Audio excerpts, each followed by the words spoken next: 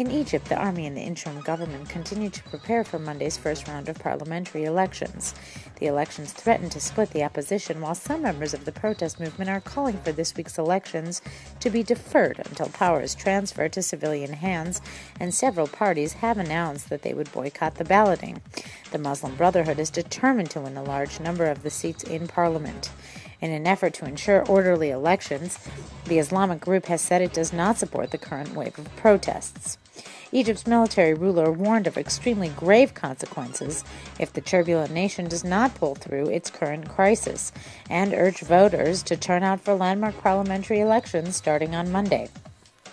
Field Marshal Hussein Tantawi claimed foreign hands were behind the latest wave of unrest, an assertion similar to those made by Hosni Mubarak in his final days in power before he was ousted in a popular uprising in February. Tantawi was Mubarak's defense minister for 20 years.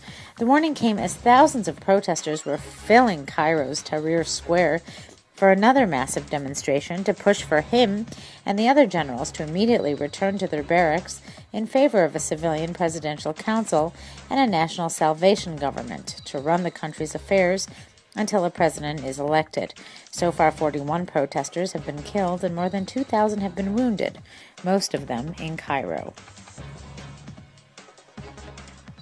The Free Syrian Army spokesman, Amar al-Wawi, has said that the Syrian regime is beginning to lose control over its security forces and is thus forced to hire mercenaries from Iran, Iraq, and Lebanon.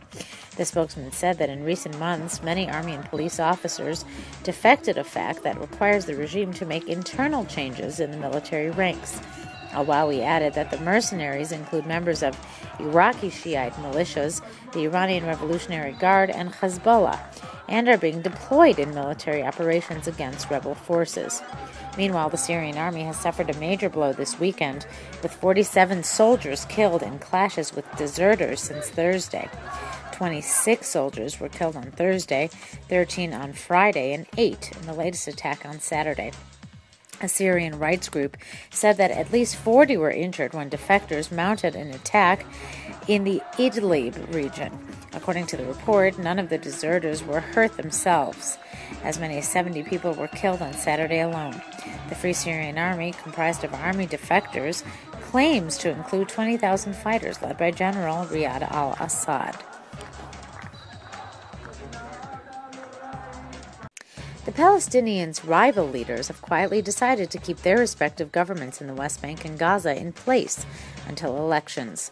This proposal would remove a major obstacle for efforts to reconcile the factions, the need to form an interim unity government. The understanding was reached between Western-backed Abbas and Khalid Mashal, chief of the Islamic militant Hamas, during a one-on-one talk last week. Another top Hamas official, Musa Abu Marzouk, said that it was at least possible to skip an interim government and head straight to elections tentatively scheduled for May. However, an Abbas envoy, Azam al-Ahmed, on Saturday denied the two leaders reached such an understanding. He said there is no possibility of holding elections without a unity government. The Supreme Court on Sunday approved a request by former President Moshe Katsav's legal team asking for an additional hearing before an extended panel of justices. Katsav's defense attorneys, Avigdor Feldman, Sion Amir, Mickey Hoba, and Avraham Lavi, filed the request on Thursday, exactly 2 weeks after the court rejected Katsav's appeal against his rape conviction and sentence. Katsav is set to begin a 7-year prison sentence on December 7th. The former president was unanimously convicted in the Tel Aviv District Court a year ago of 2 counts of rape, 2 counts of sexual harassment, an indecent act using force, and obstruction of justice.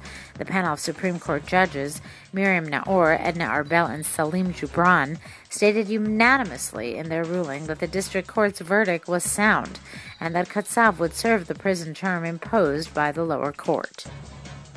Lubavitcher Rebbe's soldiers report for duty. The annual international conference of Chabad Lubavitch emissaries opened over the weekend in Crown Heights, Brooklyn. Thousands of the Hasidic movement's representatives from dozens of countries worldwide, known as shlichim, or emissaries, arrived in New York City to take part in what has been defined by organizers as the biggest Jewish conference in the world. What began in the early 1980s as a meeting of several dozen emissaries from the U.S. turned into an international annual event over the years, and one of Chabad's strongest traditions. This year, the conference is being held for the 30th time in a row, attended by more than 5,000 shlichim, rabbis and scholars from Israel and the world.